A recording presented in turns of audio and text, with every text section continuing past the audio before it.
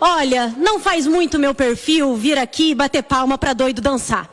Mas infelizmente, em alguns momentos, nós precisamos fazer isso.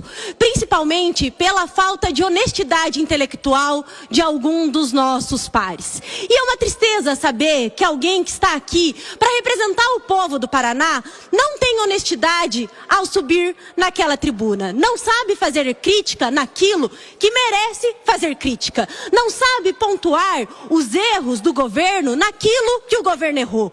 Tem que transformar tudo num circo, num teatro e em um monte de falas falaciosas. Vou começar pela cara de pau de alguém que defende Bolsonaro falar sobre investigação da PF.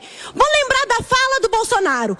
Vou trocar o superintendente da PF para defender a minha família, para defender os meus amigos. Isso é fala de alguém que quer combater a corrupção? Isso é fala de alguém que não tem medo do seu filho ser investigado? Não é.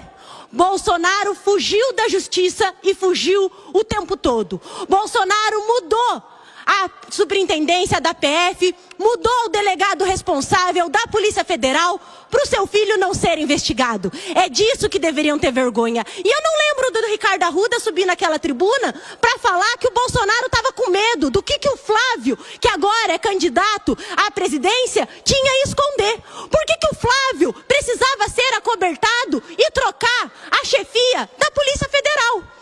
Era isso que deveria ter vergonha. Se o Lulinha fez alguma coisa errada ou não, eu não sei, mas precisa e deve ser investigado. E no governo do presidente Lula, a PF não vai ser mudada para encobertar ninguém, nem mesmo o filho do presidente. Coisa que o Bolsonaro não teve coragem. Fugiu, mudou a estrutura de poder, perdeu o seu secretário, inclusive de Justiça e Segurança Pública na época, que era o senador, hoje senador Sérgio Moro, que também não concordou e que saiu, mas esqueceu desse episódio agora se aliando ao bolsonarismo. Então quem tem medo de investigação é que deveria ter esse tipo de fala, que deveria ter esse tipo de acusação. No governo do presidente Lula, os casos e escândalos de corrupção vêm à tona porque se investiga, porque se leva a sério, porque corre atrás de punir aqueles que devem algo para a sociedade. E aí é importante dizer, a falta também de conhecimento. Eu sei que para algumas pessoas é muito difícil interpretar dados,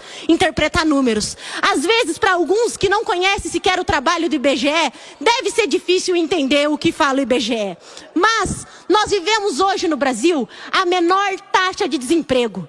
Nós vivemos hoje no Brasil o pleno emprego. Nós vivemos hoje no Brasil as pessoas saindo da miséria e tendo melhores condições de trabalho e de renda. Nós não vemos mais hoje no Brasil, graças a Deus, as pessoas na fila para comprar osso. As pessoas fazendo sopa de osso para matar a sua fome. Isso era vergonha, isso era problemático.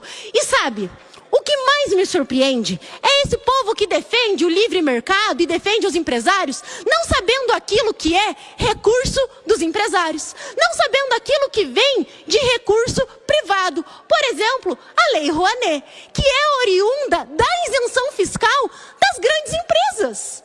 Ela é oriunda, ou seja, do imposto devido por essas empresas que decidem, portanto, investir em cultura. E o deputado deveria saber que o investimento em cultura traz muito emprego, traz muita renda e, ultimamente, traz muito também prestígio internacional para o nosso país. É muito melhor gastar dinheiro investindo na Lei Rouanet e na cultura do que gastar dinheiro comprando milhões e milhões de reais em leite condensado, comprando milhões e milhões de reais em Viagra nas forças de defesa que aconteceu no governo Bolsonaro ou tantos outros escândalos. Então, é importante que a gente saiba que todo governo, não importa qual, merece e deve ser alvo de críticas. Todos. Eu tenho dezenas de críticas ao governo do presidente Lula. Mas sei também que há um limite ético entre o que é crítica e o que de fato é verdade. Há um limite entre o que é dado e o que é especulação. E não é só especulação, como é mentira do deputado subir naquela tribuna para dizer que tem encobertamento. Subir naquela tribuna para dizer que as pessoas estão passando fome hoje no Brasil. Subir naquela tribuna para dizer que o governo do presidente Lula não está atendendo às situações de calamidade pública que a gente está vivendo. Inclusive, quando é para falar de gasto de cartão corporativo, eu acho que é um excelente debate para a gente ter. Um excelente debate porque, em valores atualizados, o governo do Bolsonaro gastou 1,8 bi no cartão corporativo.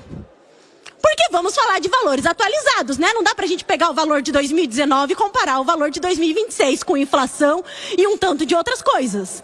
O governo do presidente Lula gastou bem menos do que isso. Ou então vamos falar daquele cartão corporativo que é relacionado à presidência e, portanto, à logística presidencial. O governo Bolsonaro gastou 99 milhões, enquanto o presidente Lula gastou 30 nos gastos que são ligados ao deslocamento do presidente. Mas, curiosamente, o presidente Lula tem milhares de viagens internacionais, muito a mais do que o governo Bolsonaro, porque ele é reconhecido como um diplomata, porque ele é reconhecido como alguém que tem condições de dialogar com outras nações. E é por isso, deputado, que tem que sim se condenar o ataque que aconteceu ao Irã. Não por defesa o que aquele país faz internamente com os seus cidadãos, que eu também sou contra, mas por entender os limites do direito internacional, os limites da diplomacia e até onde um Estado e uma nação pode interferir em outro Estado e em outra nação. E daí, vocês gostam muito de falar do Trump, mas não foi com o Bolsonaro que o Trump teve química, foi com o presidente Lula. Inclusive, enquanto o PL e o Eduardo Bolsonaro estavam nos Estados Unidos tentando taxar os nossos produtos, tentando causar danos à economia nacional por pura birra, o governo do Lula estava derrubando essas taxas e elevando o nosso patamar de comércio internacional, fazendo outras parcerias e mudando e melhorando a vida das pessoas. E quando a gente vai falar de governo, a gente precisa falar o que muda a vida das pessoas. E fala sem sentido, falas malucas para viralizar na internet, não muda a vida das pessoas. Falar mentiras naquela tribuna não muda a vida das pessoas. Não tratar com honestidade intelectual sobre aquilo que é a necessidade dos paranaenses e do povo brasileiro não muda a vida das pessoas. O que muda a vida das pessoas é desemprego baixo. O que muda a vida das pessoas é saúde, é educação e é principalmente liderança. E quem tem liderança nesse país é o presidente Lula. E eu acho que o senhor deveria estar preocupado de quem não pode sair nas ruas. Porque o Lula, quando sai nas ruas, faz muito sucesso. O Bolsonaro, nem poder sair nas ruas, está podendo sair.